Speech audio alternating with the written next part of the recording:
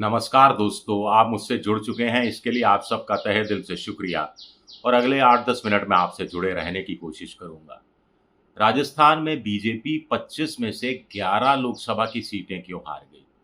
ये जानने की उत्सुकता हो सकता है कि बीजेपी के कार्यकर्ता में हो सकता है बीजेपी के समर्थक में हो सकता है बीजेपी के फ्लोटिंग वोटर में हो। लेकिन बीजेपी के नेताओं को ये जानने की, हार की वजह के कारण जानने की, असली कारण जानने की कोई ज़रूरत नहीं है, कोई आवश्यकता महसूस नहीं हो रही। आप कहेंगे कि क्यों ज़रूरत महसूस होगी? उनको तो हार के असली कारण पता है। बात ये भी नहीं है।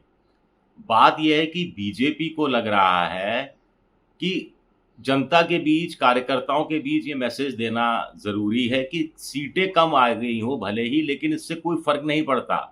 जिस ठसके से राज चल रहा है, उस ठसके से राज चलता रहेगा।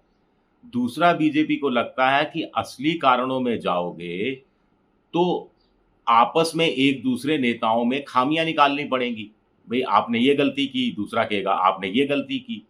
तो इससे ब्लेम गेम शुरू हो जाएगा, आरोप-प्रत्यारोप का सिलसिला शुरू हो जाएगा और ऐसे में पार्टी का कोई भला नहीं होगा, किसी समस्या का कोई समाधान नहीं निकलेगा, उल्टे नए सिरे से खेमेबाज़ी, नए के सिरे से धड़ेबाज़ी, नए सिरे से एक तरह से एक-दूसरे के प्रति व्यक्तिगत खुंदक लोग पाल लेंगे। ये बीजेपी की थ्योरी है, गज़ब थ्योरी है साहब। बीजेपी जैसी दुनिया की सबसे बड़ी, सबसे अनुशासित पार्टी को लेकर ये अगर इस तरह की थ्योरी सामने आ रही है, तो अपने आप में ये हैरानी की बात है। तो अब किया क्या जाए? तो जैसे राजस्थान में बीजेपी की बैठक हुई, हार के कारणों की समीक्षा के लिए शिवराज सिंह चौहान केंद्र से एक-एक आदमी भेज रहे हैं कि आप जाकर मामला थोड़ा दबा कर आओ। शिवराज सिंह चौहान ने कह दिया कि विदेशी ताकतों ने हरा दिया साहब, विदेशी ताकतें लगी हुई थी। अब विश्व गुरु को हराने के लिए विश्व की ताकतें लगी हुई थी, ये बात किसी के गले उतरेगी या नहीं उतरेगी पता नहीं। बीजेपी के खुद के कार्यकर्ता के गले उतरेगी, नहीं उतरेगी पता नहीं। सिर्फ शिवराज सिंह चौहान ने नहीं कहा, बल्कि विनय सहस्त्रबुद्धे, जो राज्य के इलेक्शन के प्रभारी थे, उन्होंने भी यही बात की। हैरानी की बात है कि पड़ोस के राज्य उत्तर प्रदेश के मुख्यमंत्री योगी आदित्यनाथ ने भी अपनी जगह ये बात की। दूसरा कहा जा रहा है कि कांग्रेस ने क्या किया, 99 सीटें आ गई, लेकिन कांग्रेस जहाँ-जहाँ बीजेपी से लड़ी, वहाँ तो उसकी सीटें बहुत कम हैं। वहाँ तो उसका स्ट्राइक रेट सिर्फ 26% है। तीसरा कहा जा रहा है कांग्रेस भस्मासुर है, पैरासाइट है, परजीवी है, अपने साथियों दलों का वोट खा रही है।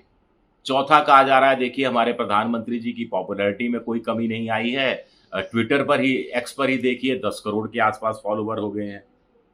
चौथा सबसे बड़ी बात जो कही जा रही है कि संविधान को लेकर झूठ बोला गया, भ्रम फैलाया गया, अफवाहें फैलाई गई और आरक्षण खत्म हो जाएगा। लेकिन जवाब नहीं देते बीजेपी के नेता कि अगर वहाँ से अफवाहें फैलाई गई तो उन अफवाहों को बढ़ावा देने का काम तो बीजेपी के नेता ने ही किया। जवाब नहीं देते कि मोदी की पॉपुलैरिटी, विश्व गुरु की पॉपुलैरिटी इतनी है, तो वोट परसेंटेज हर राज्य में कम क्यों हुआ? सीटें इतनी सारी 63 सीटें उत्तर भारत के राज्यों से अकेले, जहाँ बीजेपी मजबूत स्थिति में मानी जाती थी, वहाँ पर क्यों हार गई? अगर उड़ीसा में कहानी नहीं पलटती, अगर चंद्रबाबू नायडू के साथ का गठबंधन काम नहीं आता, तो आज कुछ भी हो सकता था। तो एक बड़ा सवाल ये उठता है कि क्या बीजेपी की स्थिति उस शुतुरमुर्ग की तरह हो गई है जो तूफान आने पर रेत में सर छुपा कर बैठ जाता है कि तूफान अपने आप गुजर जाएगा। विधानसभा के 5 विधानसभा के उपचुनाव बाकी हैं, उसके लिए वसुंधरा राजे से मिलने गए थे भजन लाल शर्मा, लेकिन बातों ही बातों में, इशारों में कर दिया गया इशारा कि वो चुनाव प्रचार नहीं करेंगी, कुछ इस तरह की बातें आ रही हैं। 10 दिन हो गए जेपी नड्डा ने जो मियाद दी थी कि डॉक्टर किरोड़ी लाल मीणा को, या यूँ कहा जाए कि डॉक्टर किरोड़ी लाल मीणा ने जो मियाद दी थी राष्ट्रीय अध्यक्ष जेपी नड्डा को, वो खत्म हो गई है। लेकिन ना तो डॉक्टर किरोड़ी लाल मीणा ने अपना इस्तीफा वापस लिया है, ना ही मुख्यमंत्री ने उनका इस्तीफा स्वीकार करके राज्यपाल के पास भेजा है। उल्टे पूरे विधानसभा सत्र के, बजट सत्र के दौरान वो सदन में उपस्थित नहीं रहेंगे, इस बात की मंजूरी उन्होंने ले ली है। यानी मामला कहीं भी सुधरता हुआ दिखाई नहीं दे रहा। पिछले दिनों मुख्यमंत्री भजन लाल दिल्ली थे, जेपी नड्डा से बात हुई, फिर डॉक्टर किरोड़ी लाल मीणा का किस्सा छिड़ा, लेकिन कोई पॉजिटिव बात हुई नहीं। ऐसा लगता है कि पार्टी ने भी अब ये सारा कुछ डॉक्टर किरोड़ी लाल पर छोड़ दिया है। उनको लग रहा है कि भावुक नेता हैं और जनता भावुक नेताओं को एक हद तक पसंद करती है, बाकी आक्रामक शैली वाले नेताओं को पसंद करती है। तो हालाँकि जुझारू नेता हैं कि डॉक्टर किरोड़ी लाल मीणा, उनको क्या मनाने की अब कोशिशें बिल्कुल छोड़ दी गई हैं? या डॉक्टर किरोड़ी लाल मीणा ने अपनी तरफ से कोई डेडलाइन रख दी है, अपनी कोई तरफ से कोई नई शर्त रख दी है? ऐसा भी कुछ लोग पर्दे के पीछे कह रहे हैं कि वो शर्त पूरी हो जाएगी तो चीज़ें सुधर जाएँगी, पटरी पर आ जाएँगी। क्या विधानसभा के उपचुनाव के लिए जब उम्मीदवारों की घोषणा होगी, तब कोई चौंकाने वाला इस तरह का नाम सामने आएगा? ये भी बड़ा सवाल उठता है। विदेशी ताकतें बीजेपी को हराने में लगी हैं, विधानसभा के उपचुनाव में ये कोई मुद्दा बन सकता है क्या? क्या विधानसभा के उपचुनाव में महँगाई, बेरोज़गारी चीज़ें सब जनता छोड़ देगी? अग्निवीर की जो चिंता करना युवा छोड़ देगा और ये बीजेपी के साथ इसलिए आ खड़ा होगा कि साहब अब देखिए आप इतने 3-4 महीने से सत्ता में हैं, लेकिन देखिए आपने संविधान बदला नहीं, तो कांग्रेस यानी गलत व्याख्या कर रही थी, इसलिए हम वापस आपके साथ आ रहे हैं। क्या इस तरह की भ्रम पाल सकती है बीजेपी? चलिए बीजेपी से अब कांग्रेस के खेमे की तरफ लौटते हैं। हरीश चौधरी कांग्रेस के एक बड़े नेता हैं।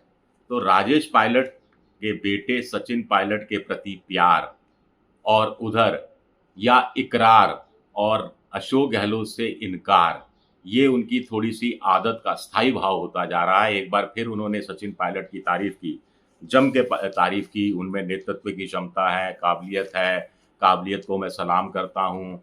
मीडिया ने गलत छवि बनाई सचिन पायलट की, उन्होंने कभी भी ये नहीं कहा था कि वो मुख्यमंत्री बनना चाहते हैं या प्रदेश अध्यक्ष बनना चाहते हैं या मंत्री बनना चाहते हैं। वो तो विधायकों और कार्यकर्ताओं की भागीदारी सुनिश्चित करना चाहते थे। चलिए सचिन पायलट की तारीफ़ कर ली, कोई बड़ी बात नहीं, पहले भी करते रहे हैं। लेकिन अशोक गहलोत की जिस ढंग से आलोचना की, वो थोड़ा हैरानी में डालने वाली है। क्या उनको थोड़ा-सा एहसास हो गया है कि सचिन पायलट को कोई बड़ी ज़िम्मेदारी राहुल गांधी अपनी नई टीम में देने वाले हैं? दरअसल जब से अहमदाबाद में राहुल गांधी ने कहा है कि कुछ रेस के घोड़े होते हैं, कुछ बारात के घोड़े होते हैं, तो क्या रेस के घोड़े में सचिन राहुल गांधी की तरफ से शामिल कर लिए गए हैं? क्या उस रेस के घोड़े का साथ हरीश चौधरी भी देंगे? ये एक बड़ा सवाल उठता है, ये देखते हुए कि अशोक गहलोत के लिए फ़ोन टैपिंग प्रकरण में उन्होंने जो बात कही, इतना तो बड़ा आरोप बीजेपी भी नहीं लगा पाई थी कि अगर किसी ने सरकार बचाने के लिए फ़ोन टैप करवाया है, तो वह अनैतिक है। जिस व्यक्ति ने ये फ़ोन टैप करवाया है, वो योग्य व्यक्ति नहीं है। तो जिस व्यक्ति ने फ़ोन टैप करवाया है, वो योग्य नहीं है, अयोग्य है। किस काम के लिए अयोग्य है? कांग्रेस का नेतृत्व करने में अयोग्य है, सरकार या संगठन को चलाने में अयोग्य है, या नेतृत्व क्षमता में अयोग्य है, या कोई विकल्प तैयार हो गया है? ये भी अपने आप तरफ से कुछ सवाल उठते हैं। चलते-चलते विधायक बीजेपी के पत्रकार से विधायक बने गोपाल शर्मा की बात कर लेते हैं। वो जूडो शब्द का इस्तेमाल किया। जूडो यानी टीकाराम जूली का जा ले लिया और गोविंद सिंह डोटासरा का डो ले लिया, जूडो ये किया। मैं सोच रहा था कि अगर वो अ, गोविंद सिंह डोटासरा का गो ले लेते और टीकाराम जूली का शुरू का टी ले लेते, तो गोटी शब्द का भी इस्तेमाल कर सकते थे। गोटी ज़्यादा सही सटीक बैठता। गोपाल जी अगर सुन रहे होंगे तो शायद ध्यान देंगे इस तरफ। चलिए शुक्रिया मेरा ये वीडियो देखने के लिए। पसंद आए तो लाइक कीजिए, सब्सक्राइब कीजिए, शेयर कीजिए। शुक्रिया, बहुत-बहुत शुक्रिया।